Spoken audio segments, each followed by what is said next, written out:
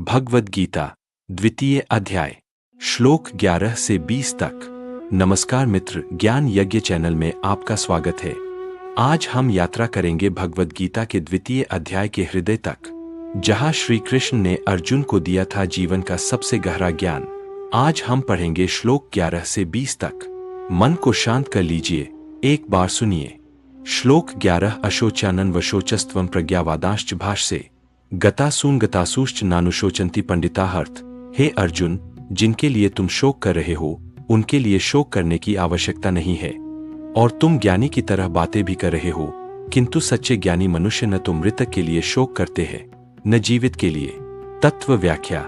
कृष्ण यहाँ पहली बार अर्जुन को आत्मज्ञान का द्वार खोल रहे हैं। वे कह रहे हैं, तुम बाहर से ज्ञानी दिख रहे हो लेकिन अंदर शोक में डूबे हुए हो।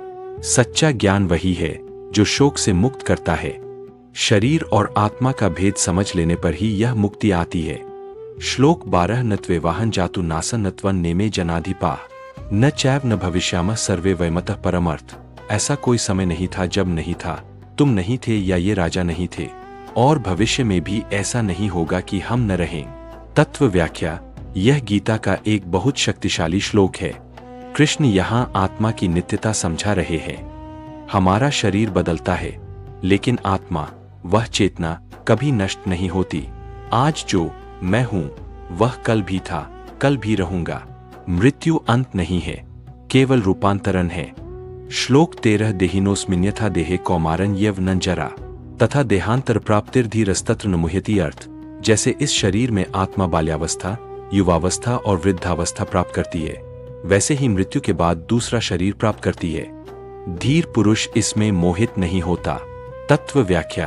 कृष्ण ने एक अद्भुत उदाहरण दिया। हम बच्चे थे, वह शरीर चला गया। युवा हुए, वह भी बदल गया। बूढ़े हुए, उसे भी एक दिन छोड़ना पड़ेगा। लेकिन मैं, वह अनुभव करने वाली सत्ता एक ही रही। मृत्यु भी वैसा ही है, केवल एक और परिवर्तन। श्लोक 14 मात्रा स्पर्शास्तु कौन्तेय शीतोष्ण सुख दुख दाह आगमा पाइनो नित्यास्तान स्थितिक्षस्व भारत अर्थ। हे कुंती पुत्र, शीत उष्ण सुख दुख ये सब इंद्रियों के स्पर्श मात्र है। ये आते हैं और जाते हैं, अनित्य हैं। हे भारत, तुम इन्हें सहन करना सीखो। तत्व व्याख्या। जीवन में सुख आता है, दुख भी आता है, किंतु कृष्ण कह रहे हैं ये स्थायी नहीं है।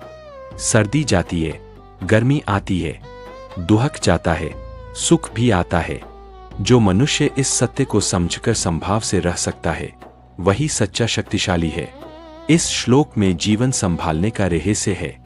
श्लोक 15 यन्हीन व्यथयन्ते पुरुषन पुरुषर्षभ सम दुख सुखन धीरन सोमृतत्वाय कल्पते अर्थ।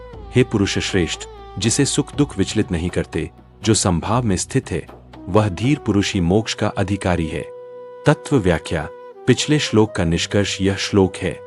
सुख दुख में विचलित न होना मतलब अनुभव न करना नहीं, मतलब अनुभव करते हुए भी स्थिर रहना।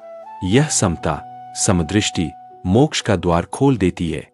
यही गीता की स्थित प्रज्ञता की नींव है। श्लोक 16 नास्तो विद्यते भावो नाभावो विद्यते सतः उभयोरपि दरिष्टोन्तस्त्वन्योस्त तत्वदर्शिभिः हर्थ। असत का कोई अस्तित्व नहीं है, सत का कोई अभाव नहीं है। तत्वदर्शी पुरुष इन दोनों का स्वरूप जानते हैं। तत्व व्याख्या। यह श्लोक दार्शनिक रूप से बहुत गहरा है। सत अर्थात जो सदा है, आत्मा, ब्रह्मा। असत अर्थात जो बदलता है, शरीर, जगत। जो अनित्य है उसके लिए शोक नहीं करना चाहिए, जो नित्य है उसे कभी खोया नहीं जा सकता। यह सत्य समझाकर कृष्ण अर्जुन के शोक को दूर करना चाहते हैं। श्लोक 17 अविनाशी तु तद्विद्धि येन सर्वमिदं ततम् विनाशम व्यस्यासे न कश्चित् कर्तुमर्हति अर्थ। उस तत्व को अविनाशी जानो जिससे यह संपूर्ण जगत व्याप्त है। इस अव्यय तत्व को कोई भी नष्ट नहीं कर सकता। तत्व व्याख्या। कृष्ण यहाँ आत्मा की सर्वव्यापकता बता रहे हैं। आत्मा केवल शरीर में नहीं, आत्मा सब जगह है। यह चेतना अव्यय, अविनाशी है। कोई अस्त्र, आग, पानी इसे समाप्त नहीं कर सकता। यह बोध आते ही मृत्यु का भय मिट जाता है। श्लोक 18 अंतवंत इमे देहा नित्यस्योक्ता शरीरिन अनाशिनो प्रमेय से तस्माद्युध्यस्व भारत अर्थ। ये शरीर नश्वर है, किंतु शरीर में रहने वाली आत्मा अविनाशी और अप्रमेय है। इसलिए हे भारत, युद्ध करो। तत्व व्याख्या। अब कृष्ण निष्कर्ष पर आ गए हैं। शरीर नष्ट होता है, यह निश्चित है। आत्मा नष्ट नहीं होती, यह भी निश्चित है। तो फिर युद्ध न करने का कारण क्या? कर्तव्य करना ही जीवन का धर्म है। फल की चिंता किए बिना कर्म करना, यही गीता के मूल मंत्र की शुरुआत है। श्लोक 19। ये एन वेत्ति हंतारन यश्चैन मन्यते हतम उभौ तो न विजानीतो नायन हंति न हन्यते।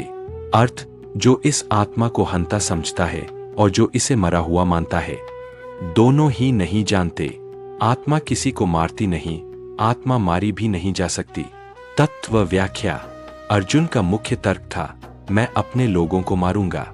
कृष्ण ने उसी धारणा को तोड़ दिया। आत्मा हत्यारा नहीं है, आत्मा हत भी नहीं हो सकती। शरीर जाता है, किंतु चेतना, आत्मा का सत्य सदा रहता है। यह बोध ही अर्जुन के पाप बोध को दूर कर सकता है। श्लोक 20। न जायते म्रियते वा कदाचिन्नायन भूत्वा भविता वान भूय अजो नित्य शाश्वतोयं पुराणो न हन्यते हन्यमाने शरीरे। अर्थ, इस आत्मा का कभी जन्म नहीं होता, मृत्यु भी नहीं होती। यह सत्ता पहले थी, अब है और आगे भी रहेगी। यह आत्मा अजन्मा, नित्य, शाश्वत, पुराण है। शरीर नष्ट होने पर भी आत्मा नष्ट नहीं होती। तत्व व्याख्या। यह श्लोक गीता के अंदर सबसे श्रेष्ठ श्लोकों में से एक है। जन्म मृत्यु का चक्र शरीर का है, आत्मा का नहीं। आत्मा अज, जन्म रहित।